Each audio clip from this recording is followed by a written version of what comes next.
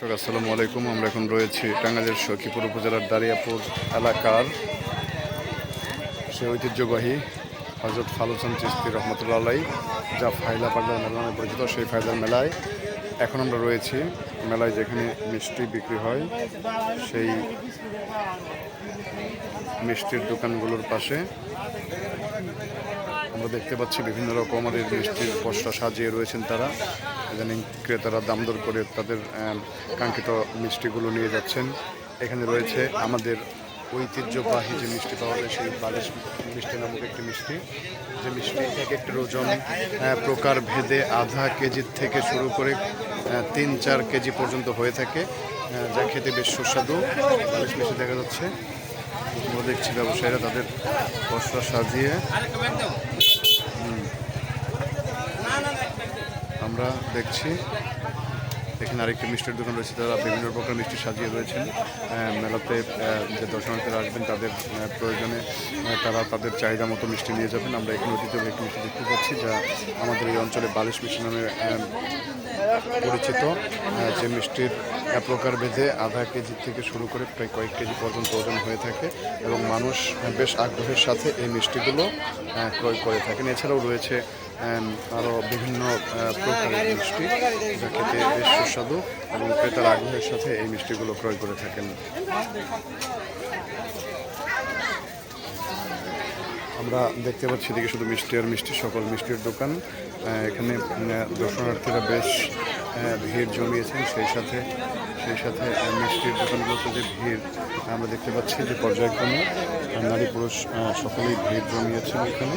এখানে ঐতিহ্যবাহী যে একটি মিষ্টি রয়েছে যা আমাদের এই অঞ্চলে বালিশ মিষ্টি নামে খ্যাত, যে মিষ্টির প্রকার ভেদ অনুযায়ী ওজন আধা কেজি থেকে শুরু করে কয়েক কেজি পর্যন্ত হয়ে থাকে।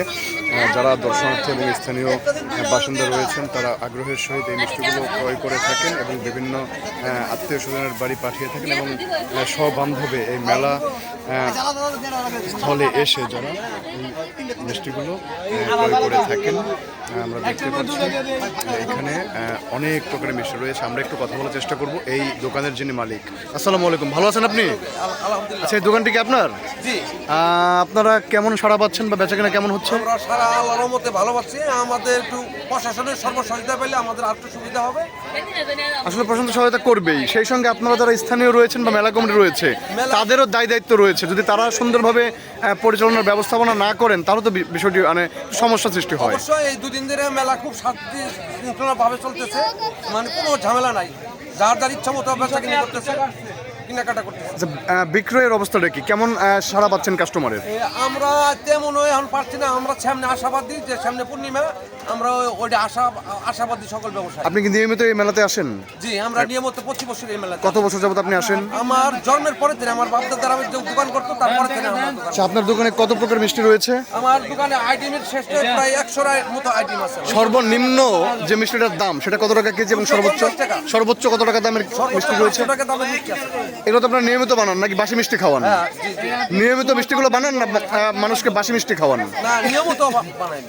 অর্থাৎ আমরা বলতে পারি এটি স্বাস্থ্যকর। জি, ধন্যবাদ।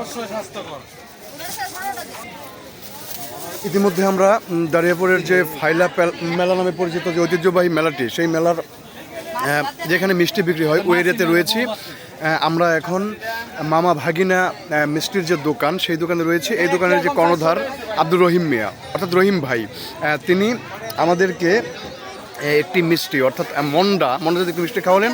আসলে বেশ সুস্বাদু বলেই মনে হচ্ছে এবং তিনি বললেন স্বাস্থ্যকর। আমরা আশা করি তিনি দীর্ঘদিনের ব্যবসায়ী, একজন বয়স্ক মানুষ, আশা করি তিনি স্বাস্থ্যকর মিষ্টি আমাদের সকলকে উপহার দেবেন। ধন্যবাদ রহিম ভাই আপনাকে আমাদের মিষ্টি খাওয়ানোর জন্য। ধন্যবাদ আপনাকে।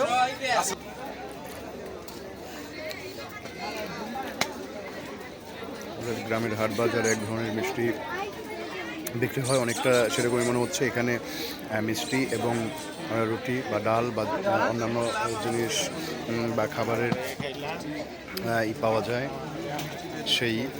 এইগুলোই দেখছি।